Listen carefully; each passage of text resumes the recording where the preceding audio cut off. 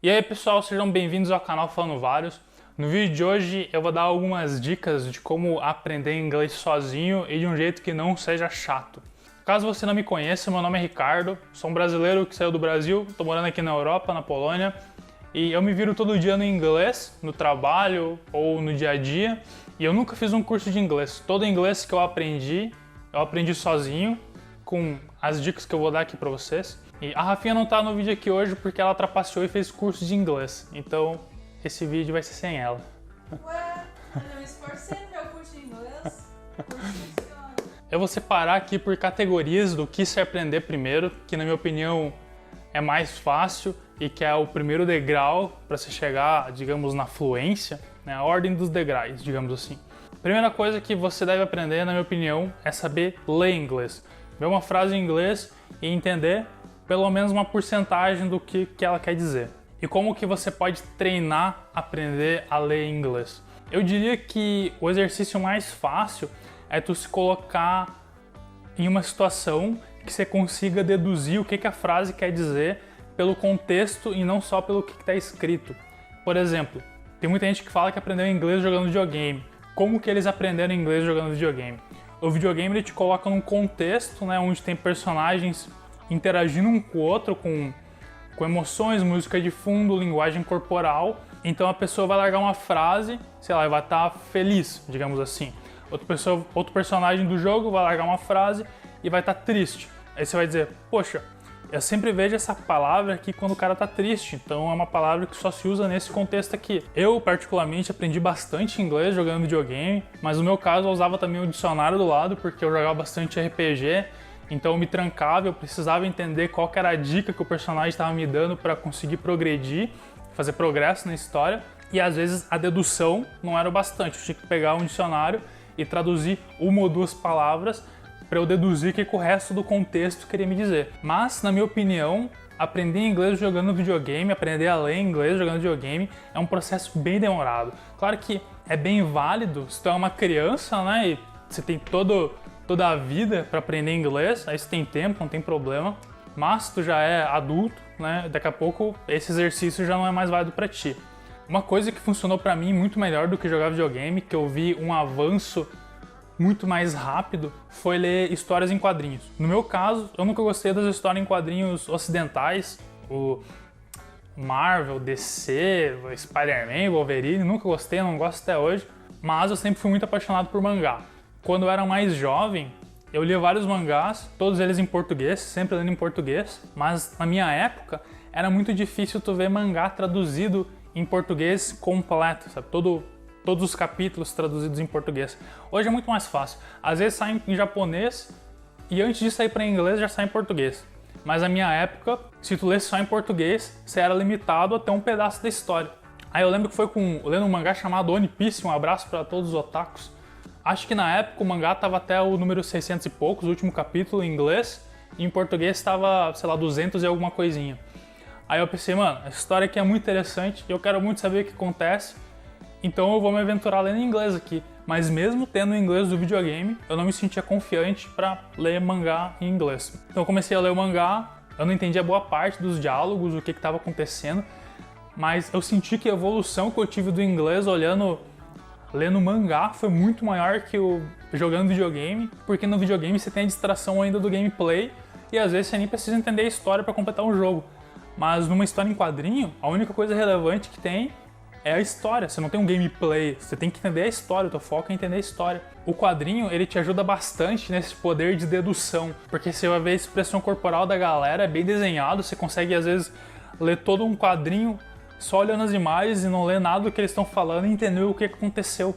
Então você vai ver, essa palavra aqui sempre se repete quando eles estão nesse contexto aqui. E quando você começar a ver a mesma palavra aparecendo diversas vezes no mesmo contexto, você vai aprender a usar ela. Às vezes tu não vai saber a tradução dela, mas você não precisa saber a tradução dela. Se tu conseguir saber em que contexto que ela é usada e conseguir entender o que a pessoa quis expressar quando usa ela, você pode dizer que você conhece muito bem aquela palavra.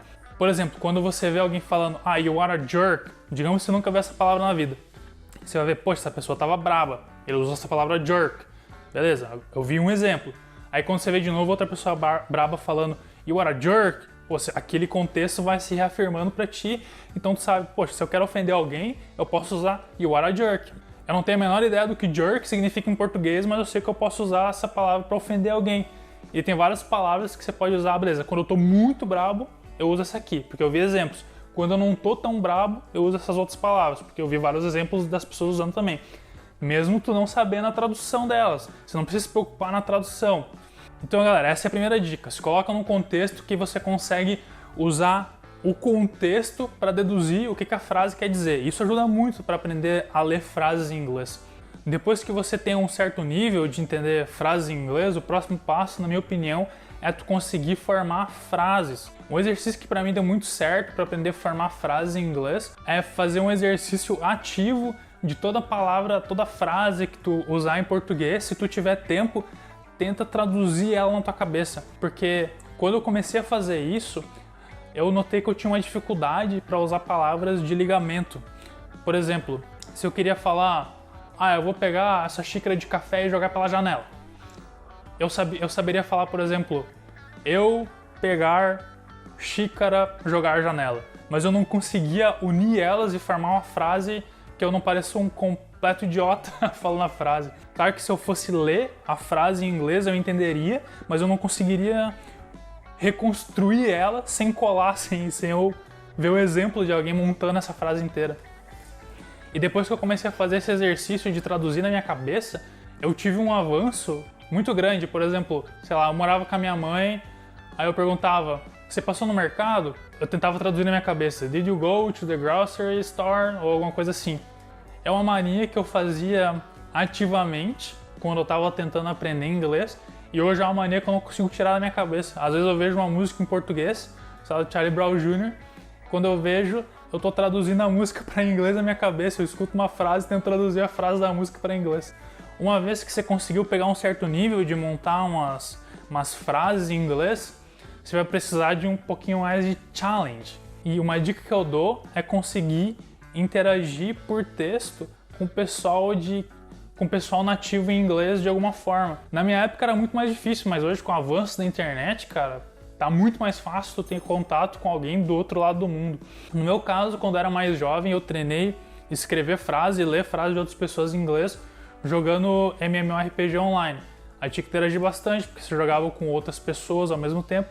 Mas hoje, cara, por exemplo, você pode entrar no Reddit, que é um fórum muito popular, que hoje está com uma interface que está muito mais fácil de usar do que 5, 10 anos atrás. Você pode interagir com as pessoas, por exemplo, se olhou um filme, vai lá, procura o fórum no Reddit que o pessoal está discutindo sobre o filme e vai lá dar a tua opinião e debater com a galera, montar umas frases, etc. Ou se tu usa bastante Facebook, entre em grupos de Facebook de assuntos que tu gosta, só que de outro país, Estados Unidos, etc. Por exemplo, você joga um jogo, você joga Rocket League, você joga GTA, entra na comunidade GTA em inglês do Facebook e interage com a galera. Galera, me dá uma dica aí de como passar essa missão, pergunta em inglês, interage com a galera respondendo pra ti no post e vai treinando montar essas frases em inglês. Às vezes você vai precisar de ajuda, vai no Google Tradutor lá, escreve a parte que tu sabe, deixa o Google Tradutor te ajudar com o resto e cola lá. Aí com esse exercício você vai aprendendo. Porque inglês, cara, é uma parada que se tu ficar só na teoria, você vai demorar muito tempo para conseguir algum progresso. Você tem que ter essa prática, você tem que colocar mãos à obra, você tem que treinar mesmo, senão não adianta. Só que é o seguinte, se você não fez curso de inglês, aprendeu sozinho a montar frase, etc., vai te faltar bastante da parte teórica mesmo. Por exemplo, meu inglês já estava bom, eu estava trabalhando no Brasil, ainda tinha reunião em inglês, mas eu escrevi a frase errada, por exemplo, está chovendo.